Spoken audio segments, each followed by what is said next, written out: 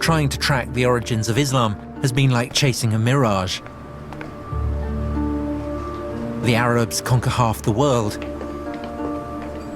but they don't talk about Muhammad. There's no mention of Mecca. So what do they do in detective stories? They follow the money. Any of these? What's the first coin that actually mentions the name of the Prophet Muhammad on the coins? Do any of these coins mention Muhammad by name? With Muawiyah. Yeah, but is the name of the Prophet Muhammad mentioned? No. Every coin tells a story. Every inscription conveys an idea of power. But sometimes what's not on the coin can be just as significant as what is. It would be nice to see the earliest coin that mentions Muhammad. The earliest coin that has Muhammad's has the name of Muhammad. They don't have it, but because it's odd that we're 60 years on from the death of Muhammad and no mention of Muhammad. For nearly 60 years, the rulers of the Arab Empire didn't put Muhammad on their coins, and then they did. Maybe 60 years was what they needed to work out what the story really was. Maybe the issue isn't why Muhammad was not on the coinage at the beginning, but how he got there in the end. What if I've been asking the wrong question?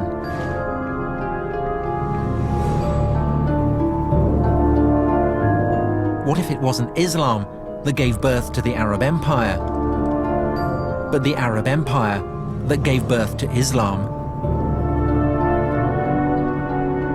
The empire was rich beyond imagining. By the mid-680s, it stretched from northern Persia to Egypt and North Africa. But who had the right to rule it? A vital question on which the Arabs could not agree.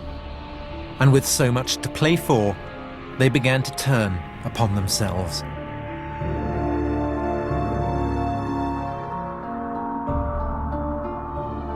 It's 680. 50 years on from the death of Muhammad. A deadly spiral of rebellion and civil war is threatening the Arab Empire with implosion. And from deep within the Arabian desert, a new claimant to the empire emerges. His name, Abdullah ibn al-Zubayr. And Ibn al-Zubayr is going to change the game.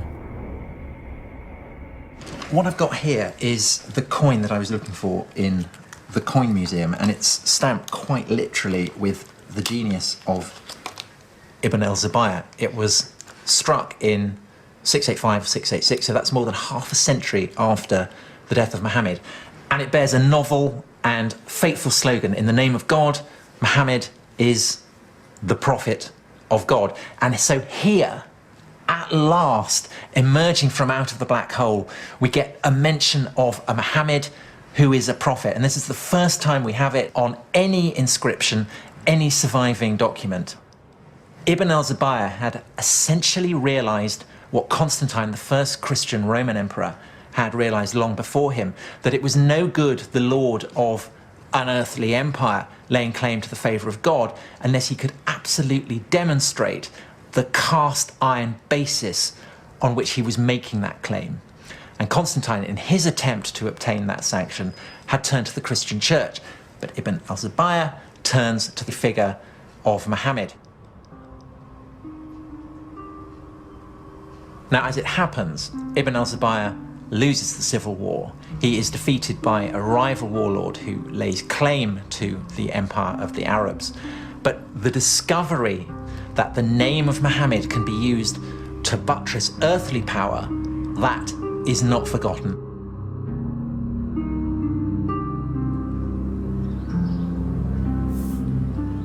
The civil war had been a very close-run thing. And the victorious warlord, Abd al-Malik, had no intention of ever again allowing Muhammad's legacy to fall into the hands of a dangerous rival. The Romans had known all about religion and power. When they had become Christian, they had redrawn the map of Jerusalem. Now, Abdul Malik set about fashioning a holy city of his own.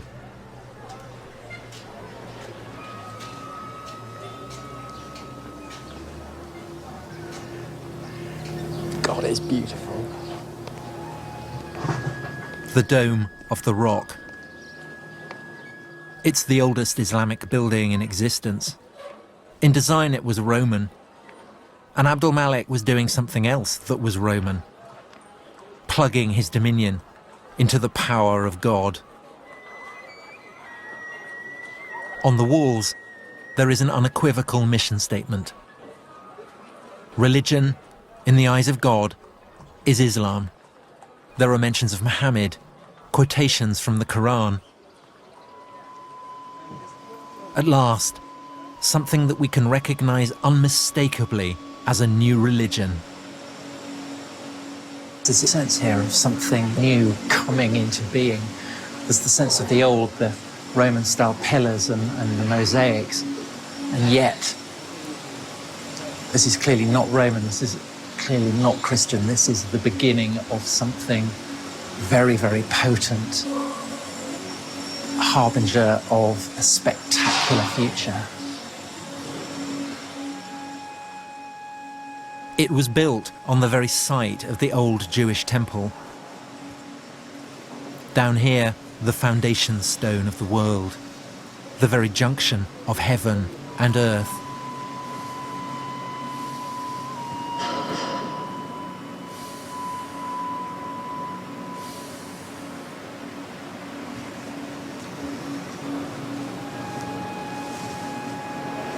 This is quite possibly one of the most awesome places on the entire planet. It is deeply, deeply holy, not to one, but to two great religions. It's the place where Jews believe God inhabits on earth, the Holy of Holies, the Shekinah. And to Muslims, it is the cave that Muhammad prayed in after being brought here from Mecca before he ascended to heaven to be confirmed as the seal of the prophets. So, in religious terms, this is like a sort of nuclear reactor, firing out isotopes and power.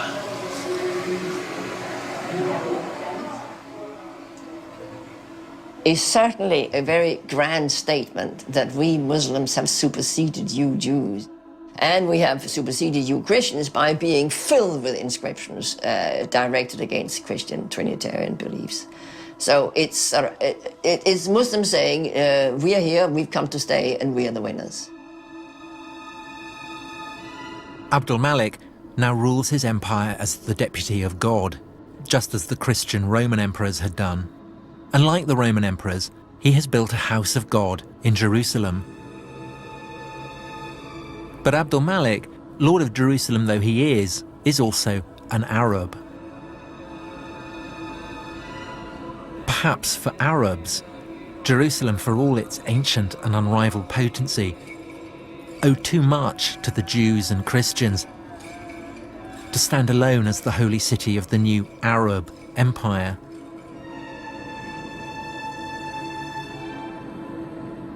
A poet at Abdul Malik's court describes him as the lord of two houses sacred to God, one in Jerusalem and one, well, he doesn't say where it is. And for 100 years after the death of Muhammad, no one says where it is.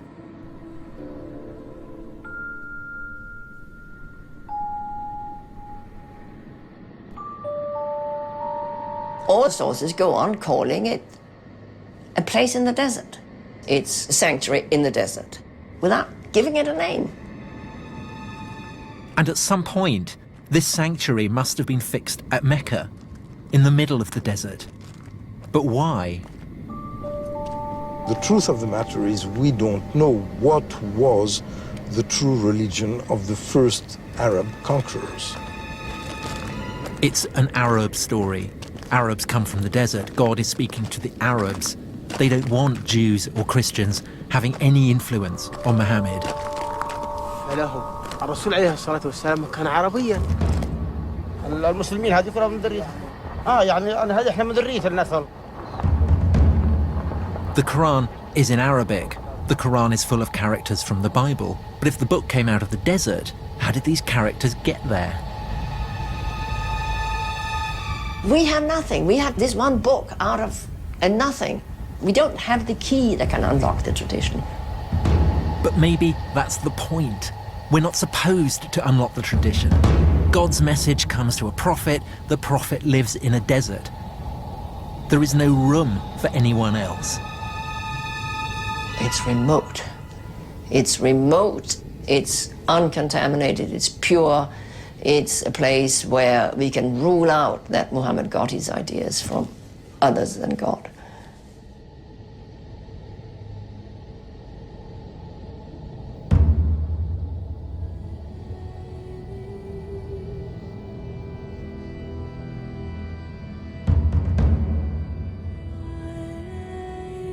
It's interesting that this rationalistic history is very weak in being able to provide causes for certain effects. Not being able to know something is no proof that it doesn't exist. You begin by looking in the record, and all you find is emptiness. And you end up in the desert, and all you see is emptiness. But perhaps the emptiness is the answer. Maybe Mecca gave Islam what it most needed. A blank sheet where Muslims could put their prophet beyond the reach of history.